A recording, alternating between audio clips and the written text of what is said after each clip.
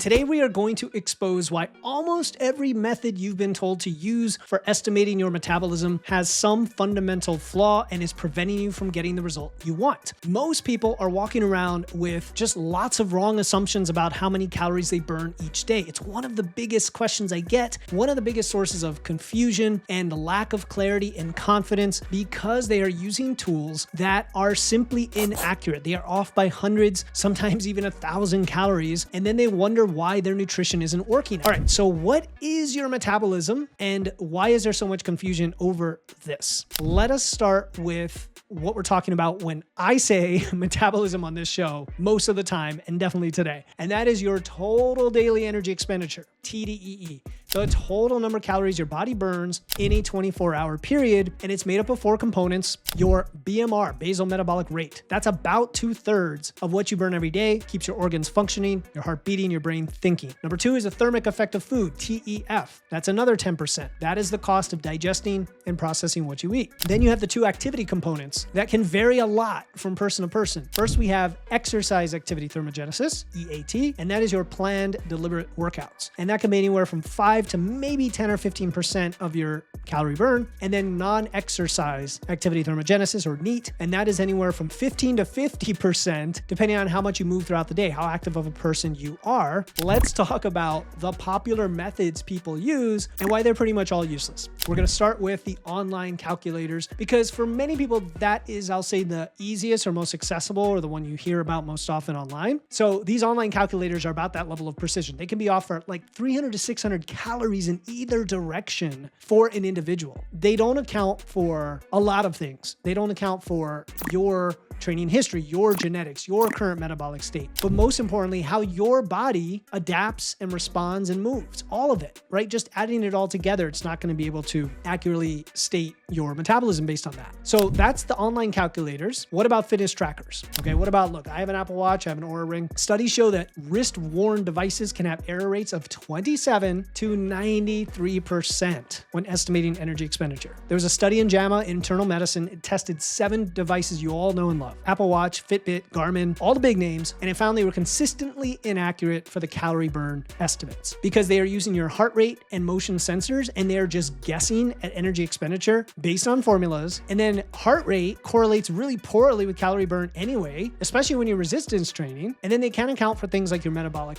state, how your body compensates for exercise later in the day when you reduce your NEAT because you're compensating for exercising in the morning, all of that. So your wearable is useless in terms of its fundamental accuracy to begin with. The only reason you might use it is to compare different sessions if you're trying to compare their intensity. That's about it. All right, the next method that is flawed is, I'll say, metabolic testing. And this is dangerously flawed because it gives you something that might be reasonably accurate, but that doesn't help you. Let me explain. These are when you go to a gym or a medical facility and you get an RMR test, right? Some of them are based on bioimpedance measurements. Some are under controlled conditions with like cart and a mask. Just so many different ways, right? And they might be accurate in that specific moment, but your RMR, as we mentioned earlier, is just about 2/3 of your total metabolism. So it doesn't help. It doesn't tell you all the other things that stack on top of that. And those other things are the ones that change a lot anyway. So it's not going to tell you how your metabolism changes day to day. And it's not even going to tell you your total energy burn right now.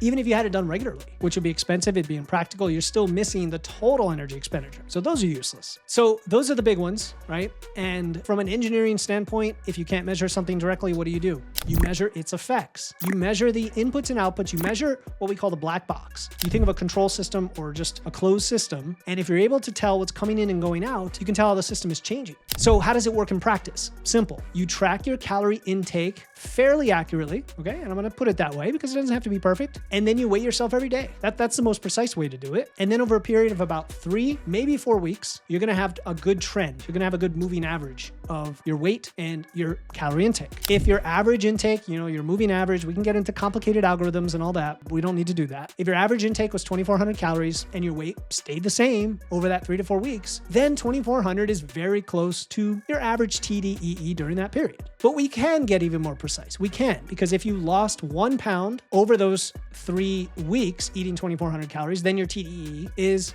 higher, right? It's higher than what you ate because you ate less than you needed. So your TDE would be like 2,570 calories. And that's based on the idea that 1 pound of fat loss is equal to 3,500 calories. So you take the duration, you take how much you ate per day, you take the fact that a pound of fat is 3,500 calories, and you take how much you weigh, and from that you can tell how many calories you're burning every day, knowing that that's going to keep changing every day. Why is that the case here? All right, I just mentioned it. First of all, it's personalized. It accounts for you, what's happening. You don't have to know why or all the details, but you have a unique physiology in that moment on every given day, unique activity pattern, unique metabolism, unique adaptations, unique hormones, unique stress, unique everything. And that makes you different from the average person, but it also makes you different than you yesterday. So it's highly personalized. The second thing is it adapts to you. So kind of segueing off of what I just said, you're changing every day. You need something that can be fairly responsive. It can't take 6 months. Practically, we know we can't do it in 2 days because your weight changes too quickly. Your body doesn't respond that quickly. So we have to find a sweet spot that makes sense from a practical perspective. The third thing is this is a very practical approach. It's just so elegant, in my opinion. I use the word elegant in the engineering sense, in that it's a very easy design. It's like E equals MC squared, right? From Einstein. It's a very elegant formula. And at the same time, it represents something mind-blowingly complex, right? The theory of relativity. But it's elegant because you can express it so simply. Well, this is elegant in terms of how practical it is. You don't need equipment. I mean, other than a way to log your food, which we have apps for that, or to weigh yourself. I mean, okay. So you don't need special equipment. You don't need expensive tests. You don't have to pay for stuff other than a subscription to an app maybe, and the occasional body weight scale when it breaks. You don't need complex formulas or calculations. Now I say that with an asterisk, depends on how nerdy you are and how much into math you are, but you don't when you use, for example, Macro Factor, which is the app that I recommend. It does it for you. If you're so inclined and you want to make a spreadsheet for all this, you can, and you can make it probably pretty good, but it's not as complex as if you had to measure all of the stuff happening in your body. That would be just insane. The fourth benefit of this is it's self-correcting. This is huge. If you're not tracking accurately, if you're missing calories here and there, it's still gonna work. You know why? Because it is based on the outcomes, not the inputs. So what's cool with this is it has a lot of resilience. You can be off by up to 30% with your calorie tracking as long as you are tracking, and it's still going to be robust enough to cover you. You can skip some weigh-ins and it's still going to be robust enough. That's pretty cool, right? I recommend tracking daily and doing it as precisely as you can.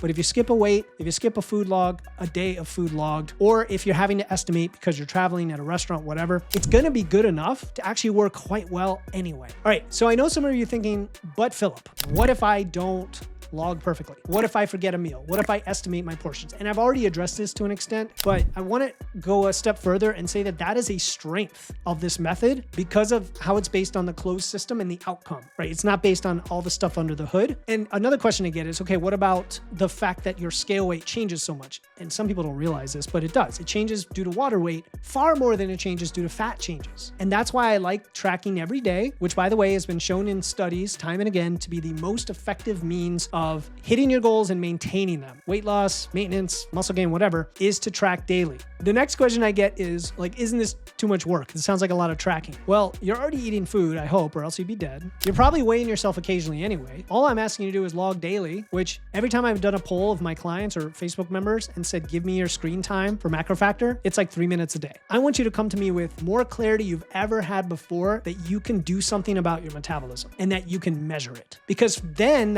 from that premise, you're going to start to see patterns. You're going to notice how your metabolism responds to your training, different stress levels, your sleep patterns, what you eat, when you eat it, right? Your pre and post workouts. You see how your walks, how your vacations versus work schedule affect your metabolism. And then you become the scientist of your own physiology. That's what I want for people. That is where the power comes from.